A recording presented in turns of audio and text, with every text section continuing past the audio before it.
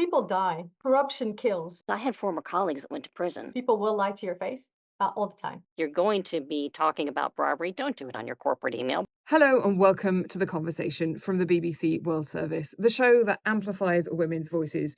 Today I'm joined by two women from Egypt and the United States who investigate fraud, bribery and corruption in corporations.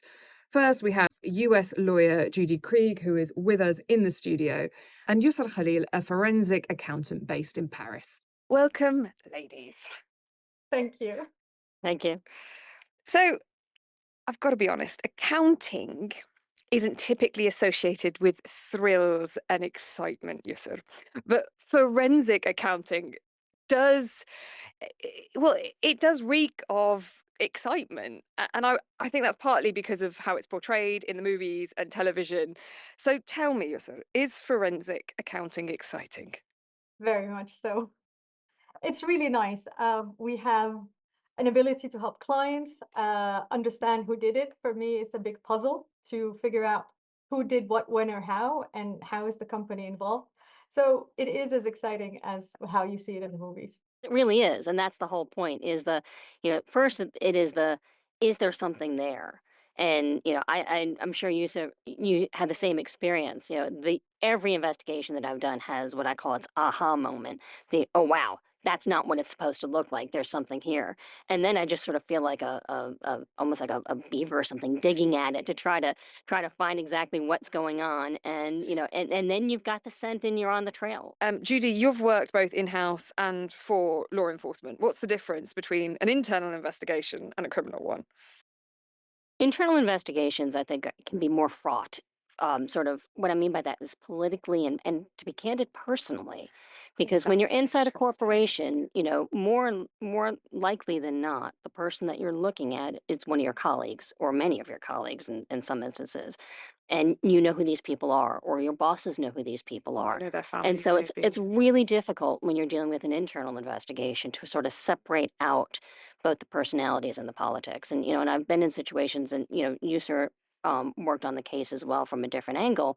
But Rolls Royce, I had former colleagues that went to prison, so it's not a low stakes game in that respect. And I think that the internal investigation, if it's done by the in house team, can be quite fraught in many ways. You also don't have access to the same, you don't have access to the same amount of data. People sometimes think of white collar crime as somewhat harmless, as victimless.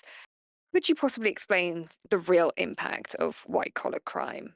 Yusuf, do you want to start us off? People die. I think it's forgive me for being quite dramatic on that. No.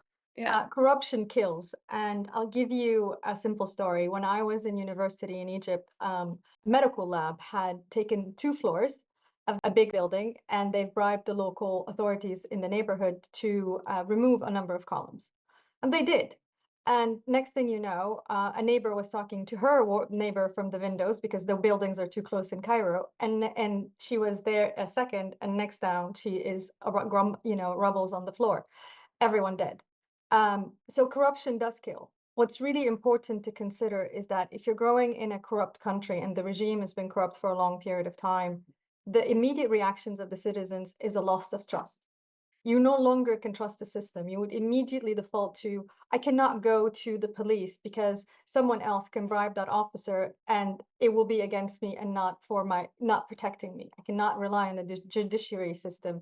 So it is definitely not a victimless crime. I think even in a commercial context where it's not affecting the delivery or the quality of what's being delivered, there's also a very real cost. And if you look at an example like Rolls Royce, you had bribes that were being paid in the contract tender for airlines. So the airlines paying more money for what it is that they're acquiring. That gets flowed through. They're paying more money for the airplanes. It flows through the whole system in terms of the service that they're able to offer, the price at which they're able to offer it, and any bribe that you have in that commercial context is going to raise the cost of the goods or services that are provided, and that flows through to everybody. So in some way, although you can't measure it, you don't see it, we all do pay the cost of the bribes that happen. So you've both worked on investigations that have involved mind-boggling amounts of money, and presumably mountains of paperwork. You sort of tell us about your work on the Airbus bribery scandal. Obviously, it's incredibly complicated, but I'm hoping that you can give us a flavour of it. How do you even start to tackle an inquiry like that? You really start by a scoping exercise. Where is it most likely to find the most relevant data?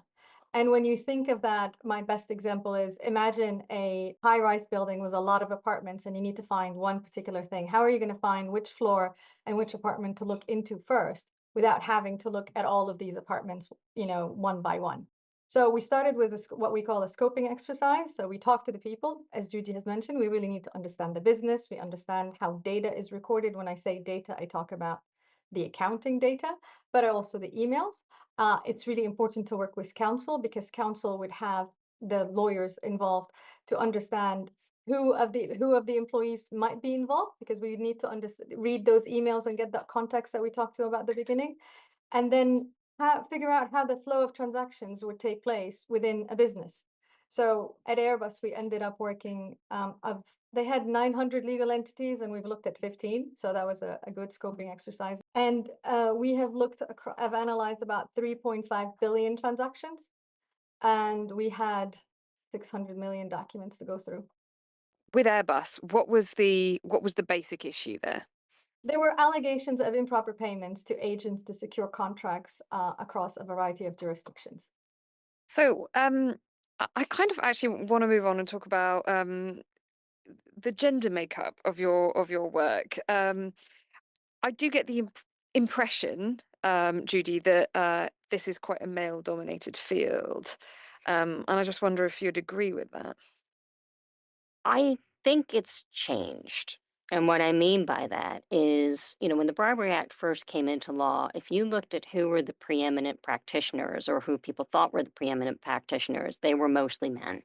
But there were some very high profile, extremely well qualified women. But one of the things that I've seen, I moved to the UK in 2007. So I was there when the Bribery Act came into law. And as a result of the sort of wave of work that came along with that, there's been a real almost tidal wave of women who may have been, more junior partners or less, not as high profile partners, or mid to senior level associates who have now come up. And I look at those women and I can, name law firms and name names. They are now leading the white collar practice in those firms. I don't know, you sir, what you would say on the forensic side. Well, you've also worked in quite a few different countries. How do you see the differences? Yeah, I mean, I agree with Judy. It is changing. When I first started, and the reason why I started into this is because I was in the US. I was a second-year staff in a consulting company, and the managing partner came and asked the person exactly the same level as I, but a guy in front of me, whether he would go to Angola to investigate a bribery and corruption allegation or not. And I said yes, before the other person answered. So the managing partner looked at me wondering, A, why are you going to Angola and you're a girl, and all of these questions. I found that I've continued with these individuals and with this company for quite some time, but ever since I switched to FRA, Forensic Risk Alliance, I've seen a big push to make sure that we have an even balance of individuals between male and females. If I look at the competition, entre guillemets, as they say, between what's currently available in the market, there's still a number of male partners who are dominating the forensic accounting industry. That is for sure. Um, are we growing in the same pace as the law firms? I wouldn't necessarily say so, but but there is a big effort and there is a big push to make sure that there is an emphasis on women and our capabilities and ability to contribute to that field, because we're very curious by nature.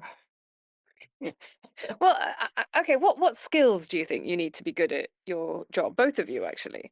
I personally am passionate about understanding more. Why? If you have a child that at a 5-year-old age is like constantly asking why, well, I have never grown out of That's your inner voice. I've not grown out of that phase. So a good puzzle gets me going. It's the challenge is understanding the facts and circumstances. You need to have an inquisitive mind is a short answer to that. And you need to be able to be circumspect about the answers, because people will lie to your face all the time. you'd have to really take things at a grain of salt and understand, like, no, this doesn't make sense.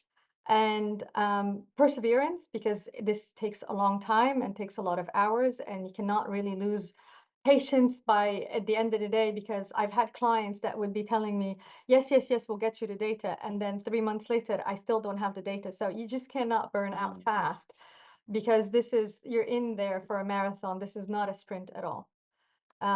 Judy, some of the thoughts? It's a very interesting question because I think the skills that you need to have to navigate the in-house politics and dynamics. Mm. I don't know how to describe them because they're not necessarily my forte, but you have to be able to deliver bad news in a way that you can bring people along with you on the journey. Because every time I've been in house and have uncovered a problem that I can see from my perspective, to try to be able to sell that, for lack of a better term, to people that just don't see life through that lens.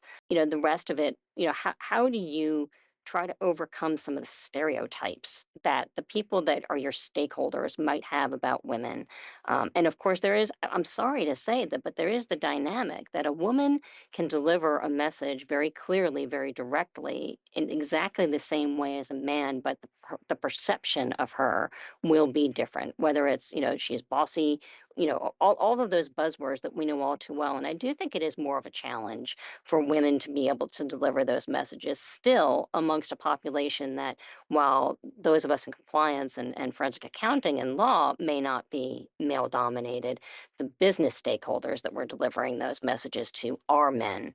And how do we do that in a way that can, overcome our, you know, feminine. I mean, I'm sorry to say, you look at, for example, Mark Zuckerberg talking about masculine energy in the room, and you laugh about it, but I think that it actually sets back the course of women, because if the notion is that men are what, direct and move forward, or I dare say aggressive, what would you think if a woman was perceived to be aggressive in delivering what is a difficult message or maybe a hard truth?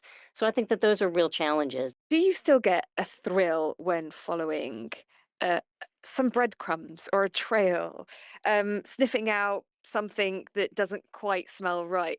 Does every time still feel quite fresh to you? Every time is like Christmas, I tell you. We're changing in the way that we're doing business. Information and technology is changing the way we do business. So by virtue of all of these changes on a day-to-day basis, you will find it a different way. And I always love it when there is that one Excel spreadsheet, because God bless them, someone wanted to be organized and they write everything that they've done wrong, or they wanted to track the payments. And you just find that document and it's like, yes, I'm done. I remember back in the really heady days of Rolls Royce, when we were just had all these issues surrounding us. I did say to one of my colleagues, "This is the movie version of your job. It's never going to get Mm. more exciting than this." I mean, there were so many issues that, like, I couldn't keep track of, and I had a really good memory back then, pre-menopause. And it doesn't change. I mean, I think User's right. What I do find more challenging is that people have now woken up to the fact that if you're going to be talking about bribery, don't do it on your corporate email, because the Mhm. company is going to grab that the first thing that they do. Yeah. So now it is harder as people have moved to things like WhatsApp and Signal and Telegram. But the excitement that it's almost like it's just so frustrating when you're like, I know it's there, I just can't find that one last piece. And so it is harder to find those moments, and maybe that makes it even the better when you do. But yeah, it is a rush. Ladies, this has been absolutely fascinating. Thank you so much for giving us your time. It's been a pleasure. Thank you. Thank you. That was me talking all things forensic accounting, bribery, corruption, and fraud in corporations with Yusr Khalil and Judy Krieg. Do subscribe if you want more from the conversation.